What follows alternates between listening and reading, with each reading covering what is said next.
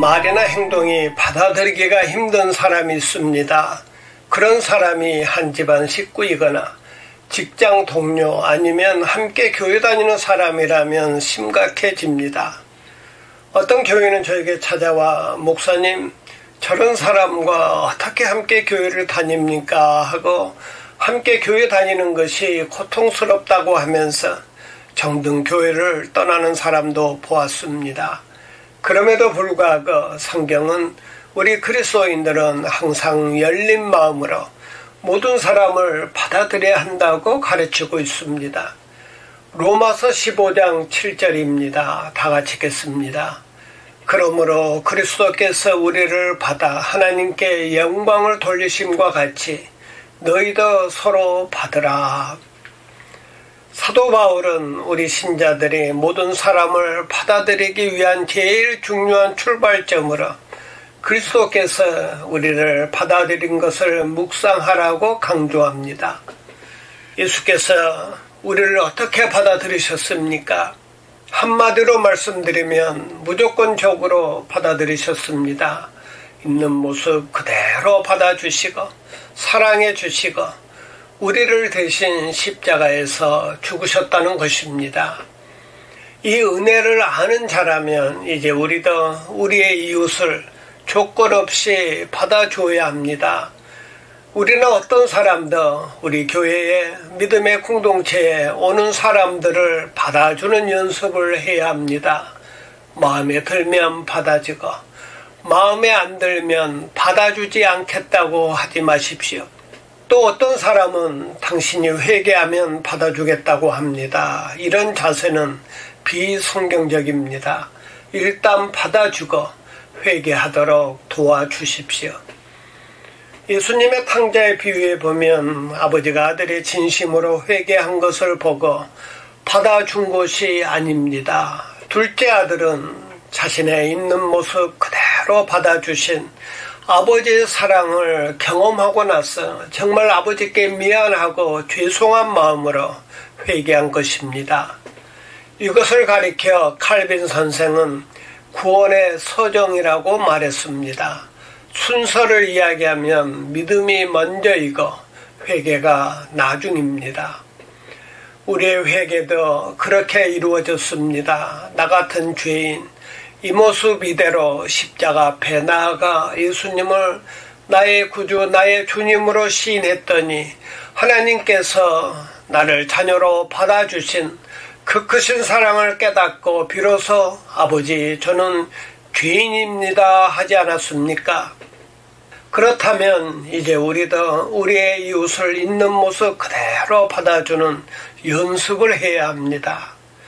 둘째로 이웃을 조건 없이 받아들이기 위해서는 무엇보다도 이웃들의 연약함을 담당할 각오를 해야 합니다.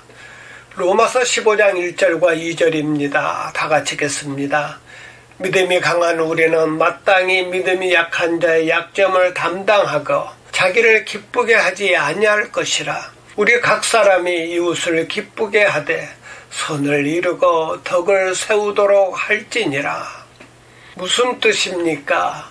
내 이웃의 연약함을 발견하게 되었을 때 저 사람 어떻게 저럴 수가 있나 하기보다 저 사람 곁에는 내가 필요하겠다고 느끼면서 그를 섬기는 자가 되어야 한다는 것입니다. 이런 태도는 가족이 존재하는 이유이기도 합니다. 건강한 가족은 상처를 주지 않는 관계가 아니라 상처까지도 끌어안을 수 있는 가정이라고 할 수 있습니다.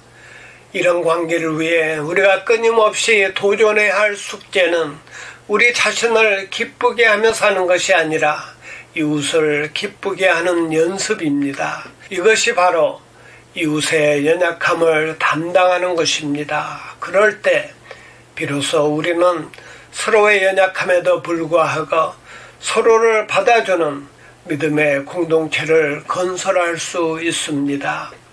셋째로 서로 용납하기 위해서는 하나님께 영광을 돌리는 삶이 무엇인지를 묵상하십시오. 5절과 6절입니다. 다 같이 읽겠습니다.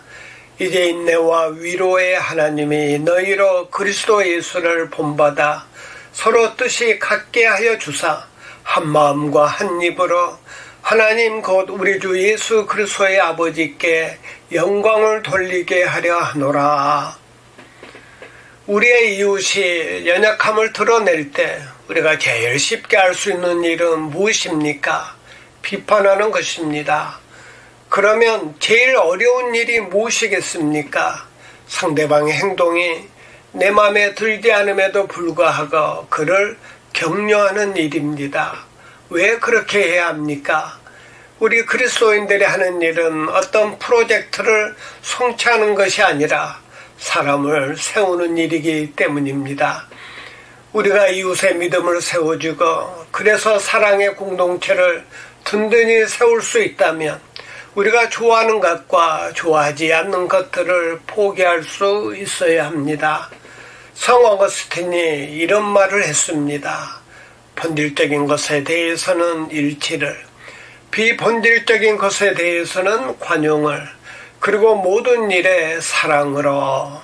교회 역사에 보면 교회가 어두울 때는 항상 교회가 본질적인 것에 대한 관심을 상실하고 비본질적인 것을 이슈화하고 논쟁에 빠졌던 것을 알 수 있습니다.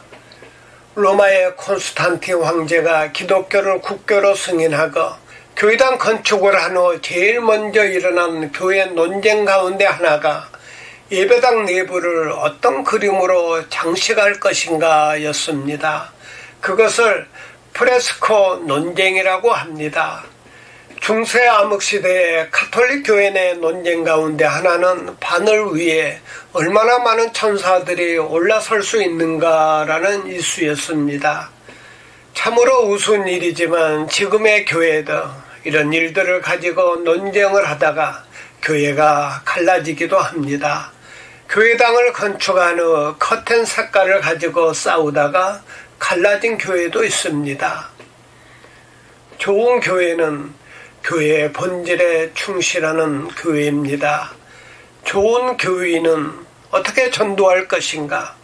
어떻게 말씀을 잘 배우고 순종할 것인가? 어떻게 이웃을 더 사랑할 것인가를 가지고 고민하는 교인이 좋은 교인입니다. 이런 것들이 바로 하나님께 영광을 돌리는 일입니다. 모든 관심을 하나님께 영광을 돌리는 데 두다 보면 교회 내의 작은 불만은 넘어갈 수 있습니다. 오래전에 시카고 한인타운의 한 극장에서 손영원 목사님의 일대기 연극 공연을 한 적이 있었습니다. 연극이 얼마나 감동적이었는지, 특별히 잊을 수 없는 장면은 여수 순천 반란 사건 때 손 목사님이 사랑하는 두 아들을 총으로 쏴 죽인 빨갱이 청년을 감옥에서 석방시키고 양자로 받아들인 장면이었습니다. 막내딸은 두 오빠를 죽인 그 청년을 아들로 삼으신 아버지를 이해할 수 없었습니다. 그런데 손 목사님과 사모님은 사랑하는 두 아들을 죽인 그 청년을 어떻게 양자로 받아들일 수 있었을까요? 저는 생각하길 손 목사님이 하나님의 사랑과 용서를 아는 사람이었기 때문에 가능했을 것입니다. 그리고 손 목사님은 인간의 힘으로는 도저히 용서할 수 없는 청년을 품에 안음으로 하나님께 영광을 돌리고 한국이 낳은 성자가 되었습니다. 사랑하는 여러분, 이제 우리도 우리 자신을 기쁘게 하며 살기보다 이웃의 연약함을 담당하여 이웃을 기쁘게 함으로 하나님께 영광을 돌리는 복된 성도가 되시길 바랍니다. 아멘. 우리의 구주 되신 예수 그리스도 이름을 이 시간에 힘차게 찬양하겠습니다.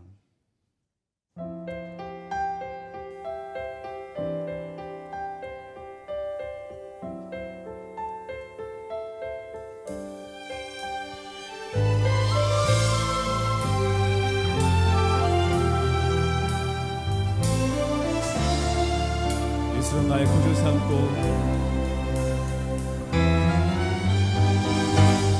예수로 나의 구주 삼고 성령과 피로써 거듭나니 이 세상에서 내 하늘의 영광 이것이 나의 간증이다. 이것이 나의 간증이요 이것이 나의 찬송일세 나 사는 동안 끊임없이 구주를 찬송하리로다.